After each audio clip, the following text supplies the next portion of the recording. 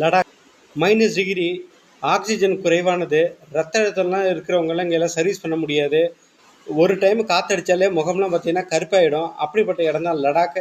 1962ல் இந்தோ சீனா வார் நடந்துச்சு. இந்த போரில் பார்த்தீங்கன்னா ரிசந்த்லா அப்படிங்கிற ஒரு பகுதிக்கு பாதுகாப்புக்கு பொறுப்பேற்று இருந்தது தான் 13 குமார் ரெஜிமெண்ட்டு. இந்த 13 குமார் ரெஜிமெண்ட்டில் பார்த்தீங்கன்னா ஒரு சார்லி கம்பெனி தான் பொறுப்பேற்றிருந்தாங்க. இந்த சார்லி கம்பெனி 120 ஸ்ட்ரென்த் உடையது. இந்த சார்லி கம்பெனி கம்பெனி கமாண்டராக இருந்தவர் தான் மேஜர் ஷைத்தான் சிங். 1962ல் பார்த்தீங்கன்னா 3000க்கும் மேற்பட்ட சைனீஸ் வீரர்கள்லாம் இந்தியாவுக்குள்ளே நுழையறதுக்கு முற்படுறாங்க. அத்துமீறி நுழையும் போது ஏற்படுற மோதலில் பார்த்தீங்கன்னா 3000க்கு சைனீஸ் வீரர்களை வெறும் 120 பேர் கொண்ட சார்லி கம்பெனியை சேர்ந்த இந்திய ராணுவ வீரர்கள்லாம் ரொம்ப வீரதீரமாக போர் புரிஞ்சு அந்த 3000 பேரை கொல்றாங்க.